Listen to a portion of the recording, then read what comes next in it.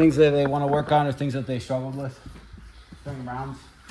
Just get better at managing those feet when you're trying to swing them out. Yeah. Yeah. I think I'm not paying attention to my foot, I'm paying attention to my knee and my foot gets trapped. Mm-hmm. I prefer going to 3/4 mount because then I get my foot down, heel pressure. When I go across, I drag my foot and it gets trapped a lot. Will you show me, Mike, where you're getting stuck? Show it on people. You know, just so if I'm in switch base and I start grabbing the pants, working that elbow up, and then from here, before I was just doing this and getting my foot caught there, or going back here, and then it's Other hand. what's this one? Yeah. Oh, that's what I was going to Yeah. do. So that hand grabs. Yeah. But don't think about leading with your knee. Lead with your foot. Yeah, like that. And now it's just straighten your legs. Oh, okay. There you go. Yeah, I was still leading with Grab my your knee. toes. Grabbing wrong. Grab your toe. Toe. Here, try that. Try what Joel just said. This is, and then right hand grabs the toes and just pull it across. Oh yeah, you're using your hand to guide. Yeah, exactly. Okay. Can I tell you one other thing there? So, like if you're on this hip, so you can't grab a pant leg or a hip pant leg, well, you gotta grab your foot. So go tricep to tricep on the other side. Yeah, no, you're right. Oh, just like Yes. this? Now sit back, and he's really open now on that side. And then you want to like bring his elbow across the midline. There you go. Yeah. Then he only really can turn this way then, and that opens that side up pretty good. Okay. So go do what you just did, where you took mount and then you scrape your elbow as you go into mount. Yep. So here, keep scraping his arm across his body. Hugo can only hip escape to his right now, which gives you the perfect opportunity now to wrap his head with your right hand and start chasing the underhook with your left hand. And then now from here, it's way easier. Yeah. Okay. So a lot of what was happening with you guys is you were taking them out, and then immediately I was going for my hip escape, right? Because you were guiding me towards that side, but that should open you up for obtaining that underhook, which then you can use to get your arms up overhead. One thing I want to go over with is escaping when your arms are pinned up over your head. So like when Hugo has me with his arms, with one of my arms up over my head, okay, I want to grab Hugo's, like think about wrapping my head too, like like this. Like this is tough. I need to get my elbow in front of Hugo, okay? So I'm gonna grab the back of his lapel, and now I'm gonna bridge up and over my left side. I did this to Joel, and Joel was really focused on holding onto my head, that when I bridged, he had no post, and I was able to take him over. But what's gonna happen is, typically, I'm gonna be able to bridge, and he was gonna have to post with his hand. And then that's how I get my arms back in front of me. Because remember, your number one start to escaping mount is getting your hands on a hip. And now from here, I can start scooting my hips back and getting my knees in place. If both of my arms are up overhead, like this, right, and grab my hands, I need to make sure that Hugo can't get into S now, okay? What does he need to be able to do in order to do that? He needs to be able to slide his knees up and get one leg off to the side. So instead, what I'm gonna do is I'm gonna start grabbing the back of his gi so he can't get my arms separated from his torso, and I'm gonna swing my legs side to side until I can get my hips up and over one of his thighs. So I'm gonna go like this.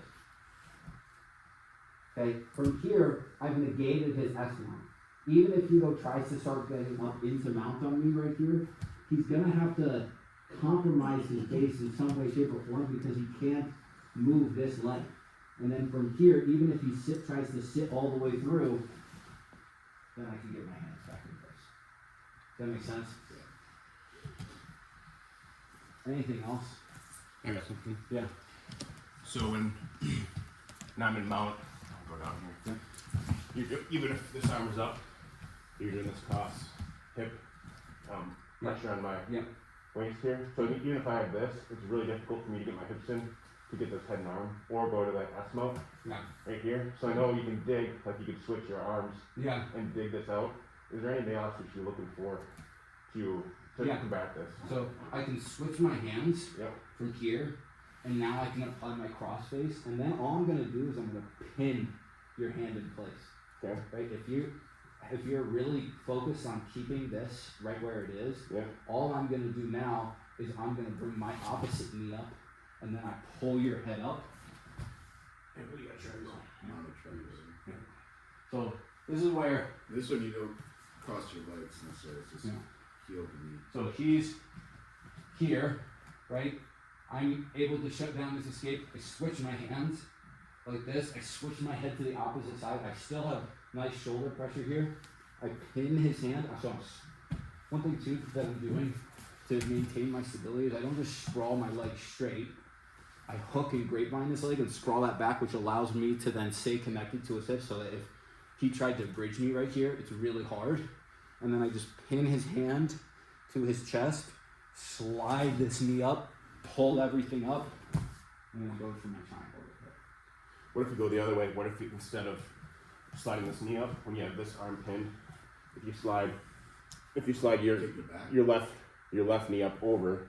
Yeah, so I can do this as well. Okay. Yeah, and then this is where, so there's a guy named Josh Saunders who talks about this, where he'll go like this and then he'll switch to this S mount, but then he switches completely the other way. So then Nicky Ryan talks about just pinning this hand and negating that step, where I'm just here, I'm pinning this hand, and then I slide, pull, switch. That's pretty easy. Any other questions? One thing or two things I always get stuck with Kevin on is either darts or now it's been the bow and arrow. I've tried to look up the escapes online. It's probably just going to take practice. Yeah. If there's like Can you show me? a good bow and arrow, Okay, do it there. Sorry, go take it. Yeah, no worries, Phil. so if you, You're usually like this, right? yeah, you'll have me like finishing it there. The one thing I think I saw was getting this one back here. Just Yes. throw the arm back Yeah, off. you need to get his elbow over your head.